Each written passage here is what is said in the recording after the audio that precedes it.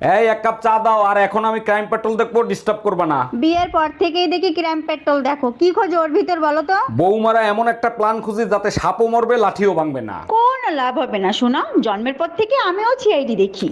हम इसका पति है, हमको सिर्फ फांसी का सजा चाहिए। বৌদি দাদা কোথায়? কেন কি হয়েছে? আমরা দুজন যখন ছোট ছিলাম দাদা যাই খেত তারই ভাগ আমাকে দিত। কেন এখন কি দেয়নি? না দেয়নি। কাল যে তোমার বোন এলো, দাদা লুকিয়ে লুকিয়ে কিস করলো, আমি দেখলাম, আমাকে একটুও দিল না। কি? হ্যাঁ, বিয়ের পরে কত মানুষ স্বার্থপর হয়ে যায়। হ্যালো গুগল, 2026 সালে নতুন আরেকটা বিয়ে করতে চাই। এটা খুব ভালো সিদ্ধান্ত নিয়েছেন, তবে বউয়ের পারমিশন অবশ্যই নিয়ে নেবেন। আচ্ছা, বউ যদি বিয়ে করার পারমিশন না দেয় তখন আমি কি করব? 2026 সালের একটা ক্যালেন্ডার টুনটুনিতে ঝুলিয়ে রাখবেন। আচ্ছা বউ, আমি মরে গেলে তুমি কি করবা? কেন আমি আমার বোনের সাথে থাকবো? ও, আমি মরে গেলে তুমি কি করবা? কেন আমিও তোমার বোনের সাথে থাকবো? আজকে প্রমাণিত হইলো তোমার বংশটাই হলো পাগলের বংশ। একটা বাজে কথা বলবা না। কিভাবে প্রমাণিত হইলো আমরা পাগলের বংশ? তোমার বোন রে নিয়ে গেছে আম পারতে, লিসু লিসু কই এসিল যাচ্ছে। তার আগে বলো তোমারে লুঙ্গি পরে আম গাছে উঠতে কইছে কিডা?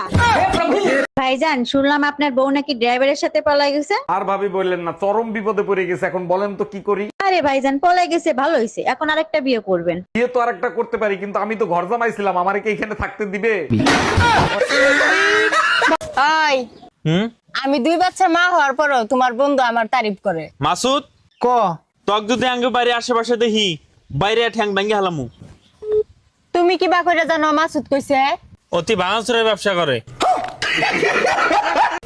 এই শোনো না, বলছি তুমি সোয়াবিন আলুর তরকারি খাবা না আলুর দম খাবা? আলুর দম খাবো। আলুর দম খাবা, সোয়াবিন আলুর তরকারি খাবা না? না, সয়াবিন ভালো লাগে না। আচ্ছা ঠিক আছে, তাহলে সোয়াবিন গুলো বাদ দিয়ে খেয়ে নিও। ইমা, তা জিজ্ঞেস করলে কি করতে? আমার জিজ্ঞেস করা কর্তব্য, তাই আমি জিজ্ঞেস করেছি। তুমি খাবা কি খাবা না সেটা তোমার ব্যাপার।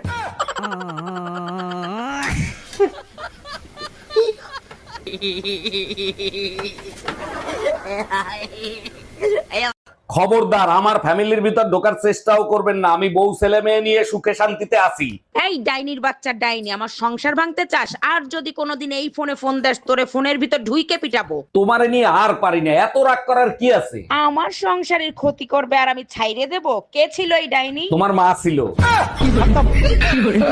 আরে ও দাদা, আপনার লুঙ্গির পেছনটা তো ছেঁড়া, জয় বাংলা দেখা যাচ্ছে। লুঙ্গিটা সামনের দিকে একটু ঘুরিয়ে পড়ুন। আচ্ছা দাদা, আপনাকে একটা কথা বলবো? হ্যাঁ বলেন। লুঙ্গির পেছন ছিঁড়া জয় বাংলা দেখা যাচ্ছে, সে তো আমি মারলাম। হ্যাঁ ঠিক আছে, এবার পেছন ছিঁড়া লুঙ্গি সামনের দিকে ঘুরিয়ে পড়লে তোমার সোনার বাংলা দেখা যাবে। আমার তো কথা বেশি বুঝেন নাকি? একই ছোড়া। এই স্বর্ণা, আমি দোকানে গেলাম, সাবধানে থাইকো আর নিজের খেয়াল রাখো। আচ্ছা শোনো না, আমার না ঘরে একা একা থাকতে ভয় লাগে, কিছু একটা করো না।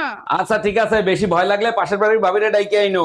এইটা কি কোনো কথা বললা? ভাবির ঘরে কাজ কাম নাই, ভাবিরে বললেই ভাবি চলে আসবে? অবশ্যই আসবে, তুমি বাপের বাড়ি গেলে ভাবিরে ডাকলেই তো চলে আসে।